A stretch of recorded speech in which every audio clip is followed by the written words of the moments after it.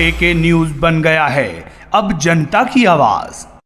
नमस्कार, आप देख रहे हैं के न्यूज और मैं हूं आपके साथ गुंजन लोधी। मध्य प्रदेश में तीसरे चरण का मतदान कल 9 लोकसभा सीटों पर होगा मतदान।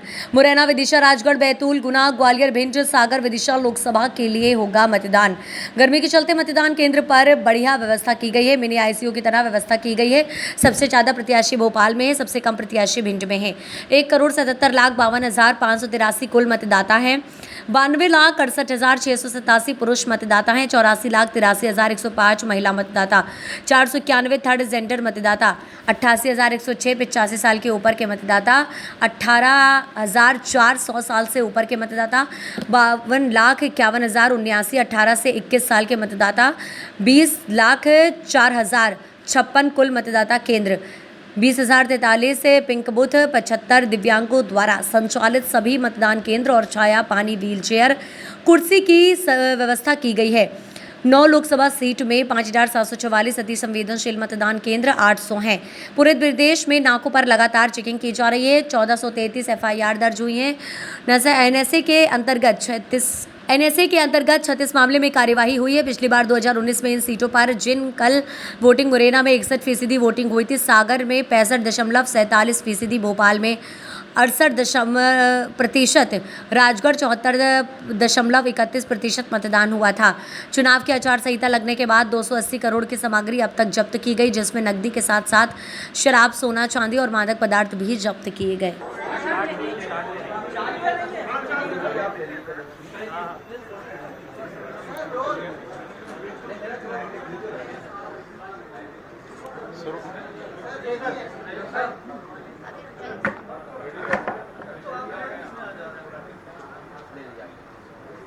तीसरे चरण का चुनाव 7 मई को, मतलब कल है अपने यहाँ। फर्स्ट 2 फेजेस हो गए हैं, जैसा आप जानते हैं, 19 तारीख को और 26 तारीख को पिछले महीने।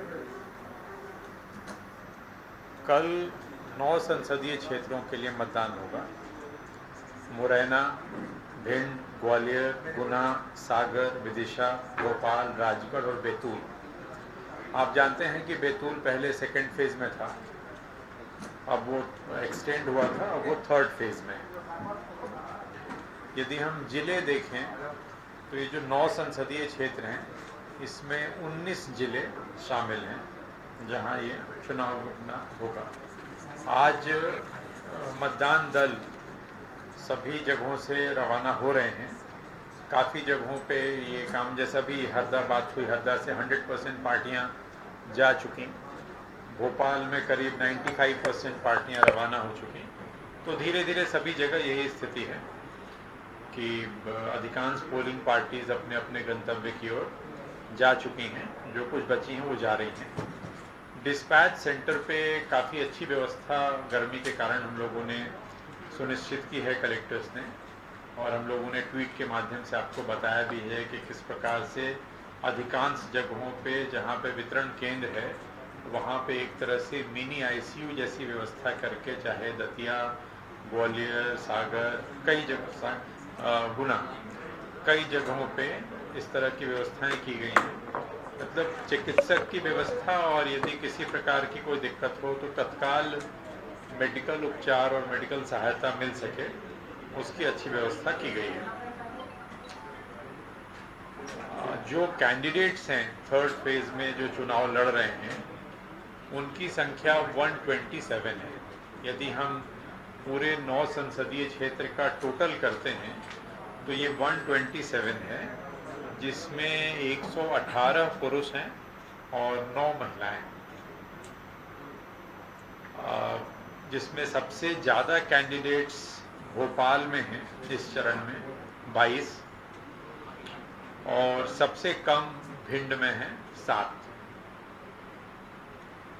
मतदान का समय, जैसा आप जानते हैं, 7 बजे से लेकर के शाम के 6 बजे तक, और सारी कार्रवाई जो मतदान से संबंधित होती है, मतदान प्रारंभ करने के पूर्व मॉक पोल की कार्रवाई पोलिंग एजेंट्स की उपस्थिति में, और मतदान का समय जो अंतिम समय होता है उसके पहले जो लोग मतदान केंद्र पे आ जाते हैं उनको पर्चियां दी जाती हैं और सभी लोग मतदान की प्रक्रिया में भाग लेते हैं।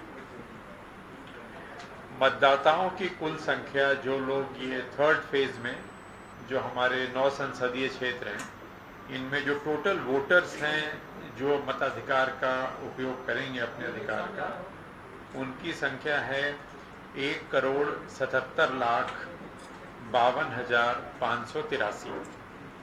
1,77,52,583 177,52583। इसमें पुरुष मतदाता हैं 92,68,987 92,68,987 और महिला मतदाता हैं 84,83,105 84,83,105। Third gender 491। यदि हम श्रेणीवार देखते हैं तो जो दिव्यांग मतदाता हैं थर्ड फेज के लिए, उनकी संख्या है 1,66,431। जो 85 प्लस के मतदाता हैं, 85 साल से ऊपर के मतदाता हैं, उनकी संख्या है 88,106। ये इसलिए महत्वपूर्ण है, आप जानते हैं कि 85 साल से ऊपर के लोगों को यदि वो चाहें तो वो घर से वोट कर सकते हैं। 100 साल से ऊपर के मतदाता 100 प्लस के मतदाता की संख्या है 1,804। जो हमारे सर्विस वोटर्स हैं इस फेज के लिए, जो लोग आर्मी में हैं, सेना में हैं, जिनको हम ETPBS भेजते हैं, उनकी संख्या है 36,778 36,778। 18 से 19 वर्ष के जो मतदाता हैं उनकी संख्या है 5,25,179 525179।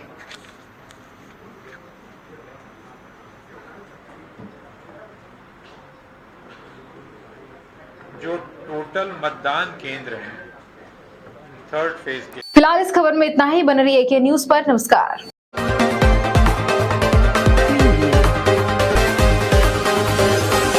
AK न्यूज बन गया है अब जनता की आवाज।